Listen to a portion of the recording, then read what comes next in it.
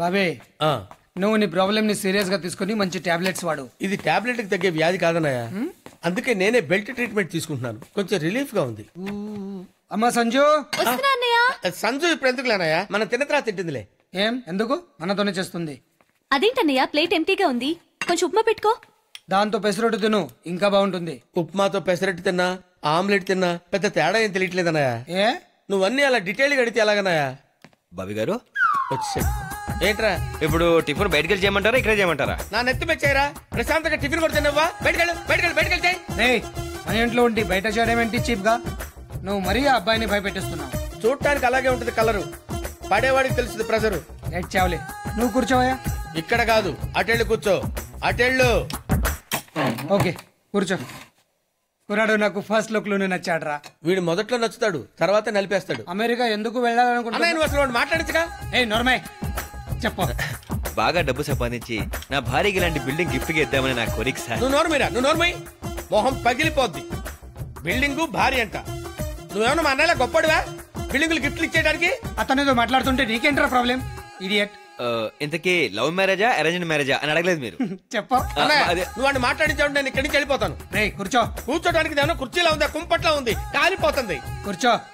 Interesting గా ఉందిరా. ఏంటి చెప్పని? రెండునండి, ప్రేమించి మా పేరెంట్స్ నొప్పించి పెళ్లి చేసుకుందాం అనుకుంటున్నానండి. ఇంతకీ అమ్మాయి పేరేంటి? సంధ్య. సంధ్య? అవునా? అవును. అదేంట్రా మా చెల్లెల పేరు కూడా సంజయ్. అవునా, మీ పేరు సంధ్య? అవును. గుడ్ బాగుందయ్యా. మీ పెళ్లికి సపోర్ట్ కావాలంటే అడుగు చేస్తాను. మీరు సపోర్ట్ చేస్తే ఏముంది సార్, డెఫినెట్ గా అయిపోతుంది. తప్పకుండా చేస్తానయ్యా. అన్నయ్య చాలా తెలివైనోడు అనుకున్నాను, నాకంటే తెంగరోళ్ళ ఉన్నాడు.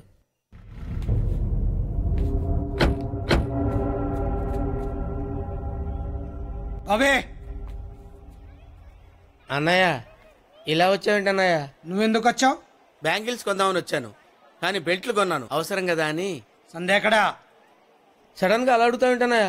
సంజయ్ ఇంట్లో ఉంటుంది కదా, ఇక్కడ ఎందుకు ఉంటుంది? నేనున్నానుగా, ఎందుకంత భయం? ఏంటి ఆగిపోయావు?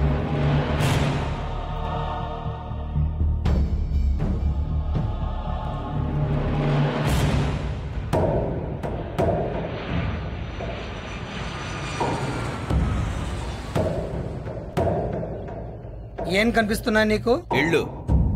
ఆ ఇళ్ల మధ్యలోనే శ్మశానాలు సమాధులు కూడా ఉంటాయి. ఒక డబ్బున్న అమ్మాయిని లవ్ చేస్తే ఈజీగా లైఫ్ లీడ్ చేయొచ్చని అనుకుంటే ఇళ్లలో ఉన్నవాళ్ళు ఆ సమాధుల్లోకి వెళ్ళిపోతారు. ఎవడు ఏం చేసినా ఎలా బతికినా చివరకు మిగిలిది 6 అడుగులు పొడుగు 3 అడుగులు వెడల్పు సమాధి అంతే. అందులోకి ఎంత లేట్ గా వెళ్తే అంత మంచిది. లేట్ గా వెళ్ళామా ముందే వెళ్ళామా అనేది పక్కన పెడితే మీరు చెప్పిన చాలా ఓల్డ్ ఫిలాసఫీ. మనుషులు బట్టి సమాధి సైజ్ మారిపోద్ది. ఎన్టీఆర్ సమాధి 6 ఎకరాల్లో ఉంది, ఇందిరాగాంధీ సమాధి 60 ఎకరాల్లో ఉంది. ఎదవస్సు దాపి విషయం ఏమిటో చెప్పండి. నేను ఎవరితో ఇలాగే మాట్లాడతాను, నువ్వే మీరు చెప్పండి. తిక్కగా మాట్లాడినా తింగర్గా మాట్లాడినా నీ మీద ఇక్కడ సాఫ్ట్ కార్నర్ ఉంది, అందుకే మాట్లాడుతున్నా. నువ్వు కొట్టింది ఎవరి మనుషులను తెలుసా? తెలీదు. జక్కా మనుషుల్ని. సడన్ గా ఆడాడు.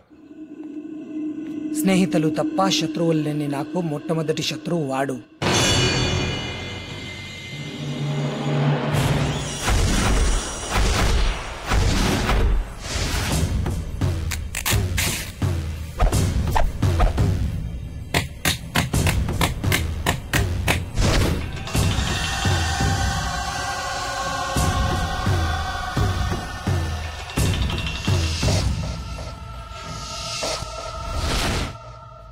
భయం అంటే ఏమిటో తెలియని నాకు భయాన్ని చూపించిన వ్యక్తి వాడు.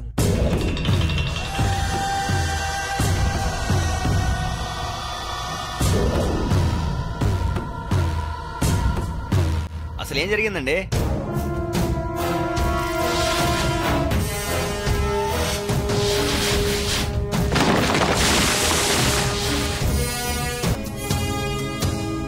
సార్, అది జక్కా కట్టిన బ్రిడ్జ్ అండి.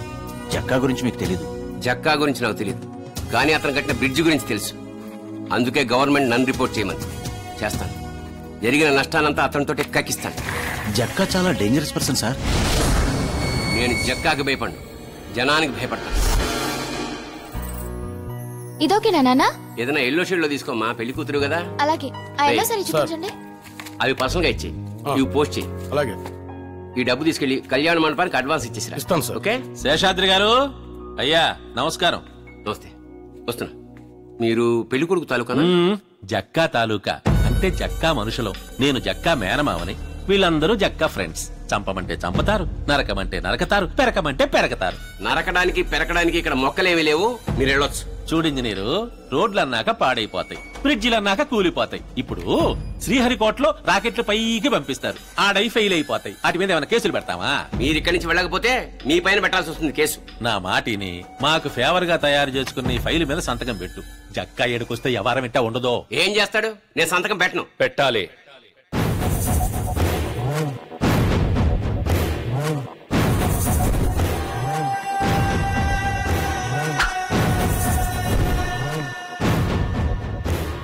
నా పేరు జక్క, పెద్ద ఎదవని. మా మామయ్య ఇంకా పెద్ద బొక్కు. ఒట్టయ్య నిజమా? నీకు కారుందా? సొంత బిల్డింగ్ ఉందా? ఏమీ లేనివాడివి అన్ని ఉన్నవాడితో పెట్టుకుంటే ఉండే ప్రాణాలు కూడా ఉండవు.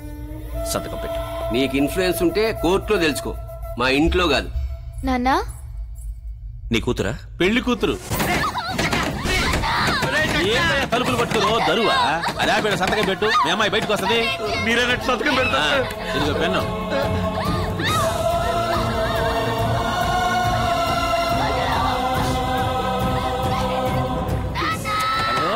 ఇక్కడ పని అయిపోయిందిరా.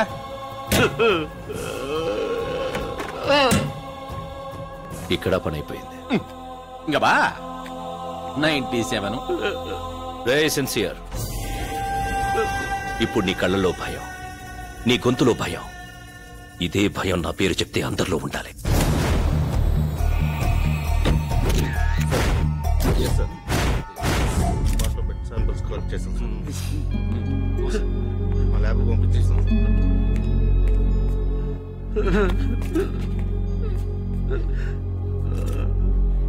శేషు, శేషు,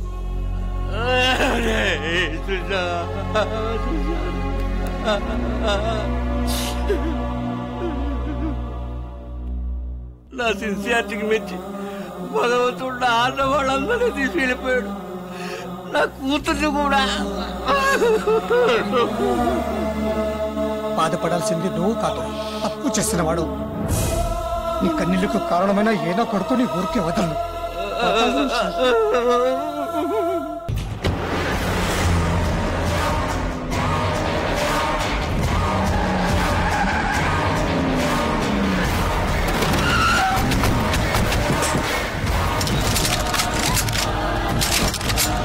ఎయిర్పోర్ట్ మొత్తం మా కంట్రోల్లో ఉంది.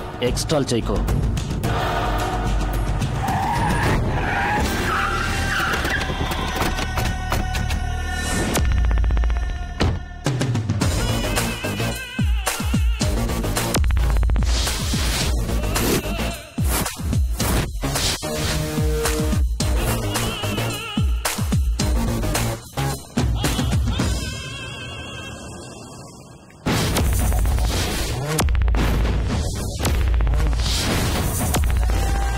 ఏరా, నాకు భయపడి నీ చెల్లెల్ని ఫారెన్ పంపించేద్దాం అనుకున్నావా?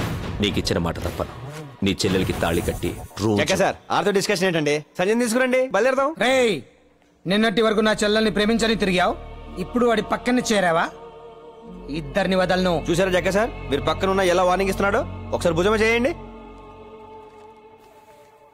జక్క సార్ నా పక్కన ఉండగా ఎవడో నన్ను పీకలేడు. జక్కా గారు, నువ్వేంట్రా? ఆయనతో ఒక విషయం మాట్లాడాలి. సార్, మీతో నాకు పెద్ద పరిచయం లేకపోయినా నాకున్న ఎక్స్పీరియన్స్తో ఒక విషయం చెప్పాలనుకుంటున్నాను. ఆయన్ని పక్కన పెట్టుకుంటే ఎండగా ఉన్న ఎడారిలో చెప్పులు లేకుండా సింగిల్ గా తిరుగుతున్నట్టుంటుంది జీవితం. జక్క సార్, సంజయ్ తీసుకొచ్చేయండి, వెళ్ళిపోదాం.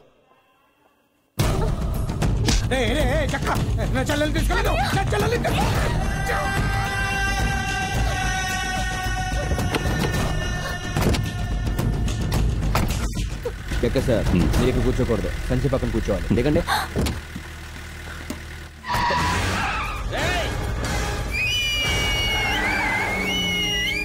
సూపర్, మీకు ఇంక మొదలైపోయిందండి. ఆడింక తిరిగి రాడండి. స్వామి ఏ శరణమయ్యప్ప.